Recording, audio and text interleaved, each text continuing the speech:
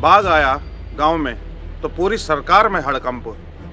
मुआवजा, shooter, camera, helicopter का ढंप। पर बिजली, पानी, राशन का बाघ सालों से खा रहा। उसे देखकर तो नेताजी बस जय बद्री विशाल चिल्ला रहा। तो नमस्कार दोस्तों, मैं दीपक रावत आपके साथ में और आप देख रहे हैं गढ़वाल एक्सप्रेस। उत्तराखंड की जनता आज बाघ, भालू और गुलदार से कम और सरकार की चुप्पी से ज्यादा आतंक में है। और वो इसीलिए क्योंकि एक महिला घास काटने जाती है, एक बुजुर्ग खेती करने जाता है, एक बच्चा जब स्कूल के लिए जाता है तो उसे ये पता नहीं होता कि वो शाम को वापस आ पाएगा जिंदा या नहीं। नेता हमारे बस फोटो खिंचवाने में मस्त रहते हैं। बाघ अगर किसी को निवाला बना देता है तो टीम आती है, फोटो खिंचवाकर खाना पूर्ति कर चली जाती है। परंतु उस परिवार का क्या, जिस परिवार का कोई सदस्य बाघ का निवाला बन जाता है, गुलदार का निवाला बन जाता है, भालू का निवाला बन जाता है, उस परिवार का क्या। साथियों, इस समय उत्तराखंड का हाल कुछ अच्छा नहीं चल रहा है, क्योंकि उत्तराखंड में कहीं भी किसी भी क्षेत्र में आप देख लीजिए, इस समय पर बाघ और भालुओं की, गुलदारों की दहशत चरम पर है। और चाहे वो टिहरी का क्षेत्र हो, चाहे वो बीरोखाल का क्षेत्र हो, चाहे श्रीनगर हो, चाहे गढ़वाल का कोई सभी क्षेत्र हो, यहाँ पर बाघ, गुलदार, भालू की दहशत इतनी हो चुकी है कि आए दिन आप अखबारों में देखते होंगे, अखबारों की सुर्खियाँ रहती हैं कि भाई इस महिला को, इस बच्चे को बाघ ने अपना निवाला बना दिया, इस मवेशी को बाघ या गुलदार या भालू उठाकर ले गया। भाई जनता इतनी त्रस्त हो चुकी है, जनता इतना व्यतीत हो चुकी है, इतनी परेशान हो चुकी है कि आज वो खून के आंसू रो रही है। वो खून के आंसू रो रही है उत्तराखंड की वो जनता, जिस जनता ने उत्तराखंड में अपने हिमायती नेताओं को बिठाया था सर आंखों पर, और वो नेताजी आज तक अभी तक कुछ कर नहीं पाए हैं धरातल पर। एक तरफ तो सरकार वादे करती है कि हम क्षेत्र से पलायन या उत्तराखंड से या गांव से पलायन रोकेंगे, परंतु पलायन का एक प्रमुख कारण ये भी है कि सरकार और हमारे नेता अपने क्षेत्र के जिस विधानसभा से वो आते हैं वहाँ को, उस जगह को वो भरपूर मात्रा में, पर्याप्त मात्रा में सुरक्षा प्रदान नहीं कर पा रहे हैं। ये भी एक प्रमुख कारण है पलायन का।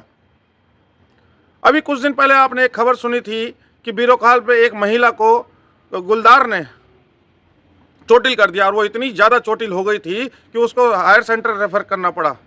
कई महिलाएं मृत्यु को प्राप्त हुई, कई महिलाएं अपाहिज हो गई, कोई घास काटने के लिए जा रहा है तो उसको बाघ या गुलदार अपना निवाला बना दे रहा है, अपना शिकार बना दे रहा है। सरकार से समय समय पर, इतने समय से आवाज़ उठ रही है, एक मांग की जा रही है कि भाई इन बाघों से, इन गुलदारों से, इन भालुओं से हमें निजात दिलाई जाए, कोई फेंसिंग कराई जाए, शिकारी बुलाए जाएँ, शूटर बुलाए जाएँ, इनको ट्रैंकुलाइज किया जाए। परंतु नहीं, नेताओं के कान पर जूं नहीं रेंगती है।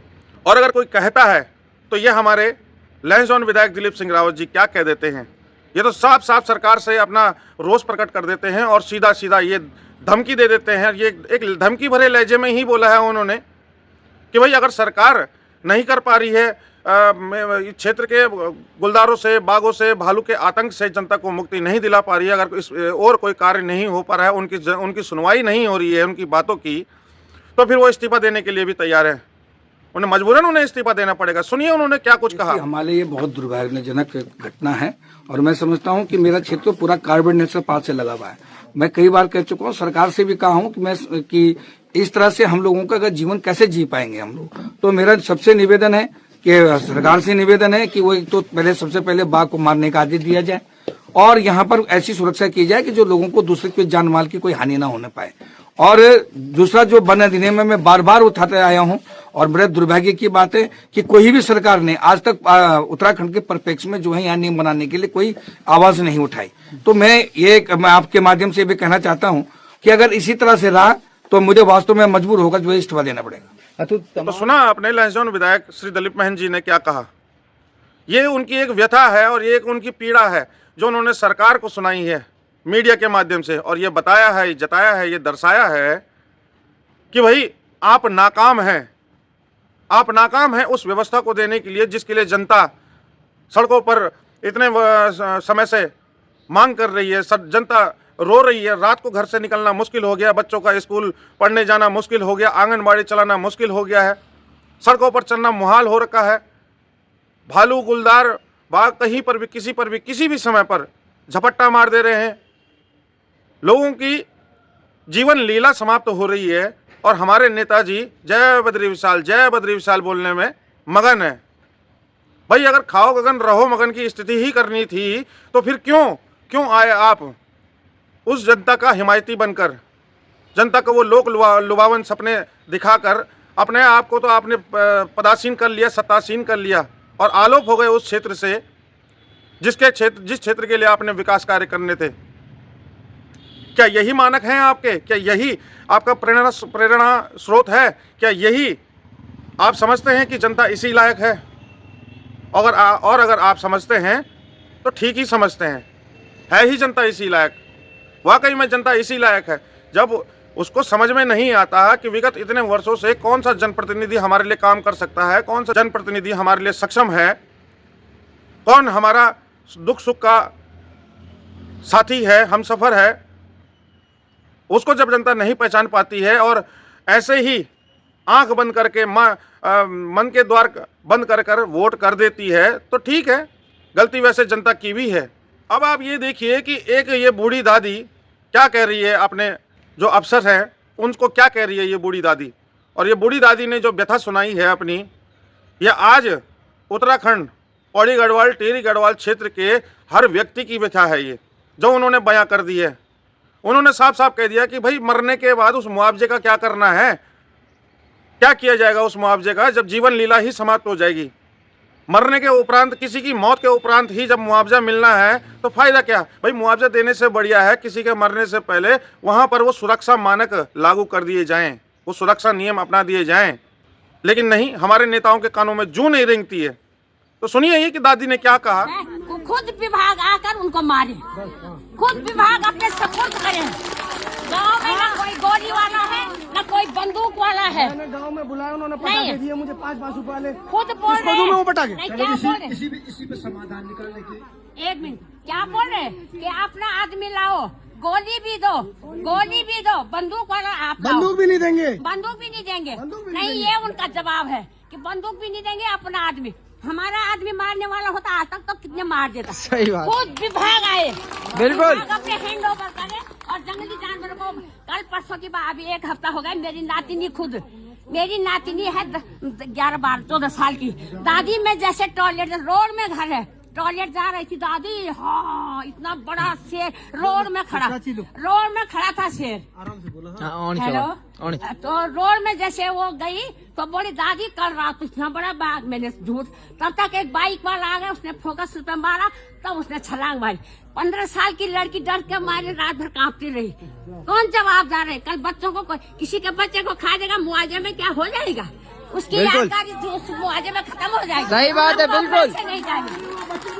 ऐसे नहीं चाहिए, वो बच्चे इंसान की जिंदगी, उसकी जिंदगी के तुल्य कोई पैसा नहीं है, कोई पैसा नहीं है। मारो उनको, गोली मारो और विभाग आए। यही वार्ता कर मुआवजे की बात ही मत निकालो। बिल्कुल, माता जी ने बहुत अच्छी बात कही। हम लोगों को मुआवजा नहीं चाहिए। मुआवजा में हम मरते मैं मर जाऊंगी तो मेरे जगह पैसे आएंगे, मैं कहाँ से?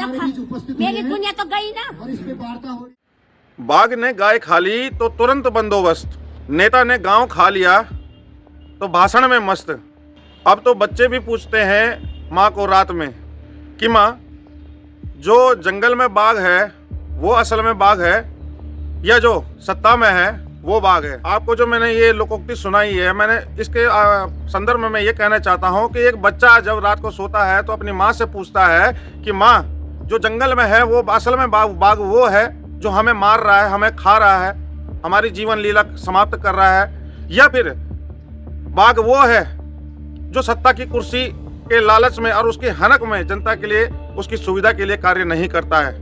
जैसे कि आप जानते होंगे, पहाड़ का जीवन इतना आसान नहीं है, इतना आसान नहीं है पहाड़ का जीवन। पहाड़ का जीवन जीने के लिए पहाड़ जैसा कठोर अपना हृदय बनाना पड़ता है, पहाड़ जैसा कठोर अपने शरीर को बनाना पड़ता है, पहाड़ जैसा कठोर अपने मन को बनाना पड़ता है, तब जाकर वो पहाड़ी कहलाता है। यूं ही हमें पहाड़ी नहीं कहते हैं, लेकिन नहीं, हम नेता तो पहाड़ी चुनते हैं, लेकिन उसके बाद वो जब विधानसभा जाता है तो वहां से फिर वापस कभी नहीं आता। तो क्यों वो वापस नहीं आता? क्यों वो उस जनता के लिए प्रति वफादार नहीं है, जिम्मेदार नहीं है? लिए वो जनता चाहिए होती है, तब वो जनता होती है आपके लिए, वरना 4.5 साल तक तो कुछ नहीं है, कुछ नहीं है वो। आप कुछ जानते हैं, आप कुछ मानते ही नहीं हैं उनको, तो क्यों ऐसा रवैया आपने अपनाया हुआ है? जागिए हमारे नेताओं, जागिए, जागो मोहन प्यारे, बहुत देर हो चुकी, अब तो आंखें खोलो, सोचिए। एक बहुत गंभीर विषय है और इस ओर हमारे नेताओं को भी ध्यान देना चाहिए। मैं तो हाथ जोड़कर विनती है उनसे कि कृपया अपनी जनता के लिए कीजिए, कुछ कार्य कीजिए, शूटर्स तैनात कीजिए, पिंजरे लगवाइए, फेंसिंग करवाइए, और भी बहुत सारी चीज़ें हैं जो आपको विचार करनी चाहिए कि हम जनता के लिए, उनकी सुरक्षा के लिए क्या कर सकते हैं। आप इस विषय पर क्या मानते हैं, कमेंट के माध्यम से अपनी राय जरूर व्यक्त कीजिएगा और बने रहिएगा हमारे साथ अन्य खबरों के लिए भी। नमस्कार, मैं दीपक रावत आपके साथ में और आप देख रहे थे गढ़वाल एक्सप्रेस।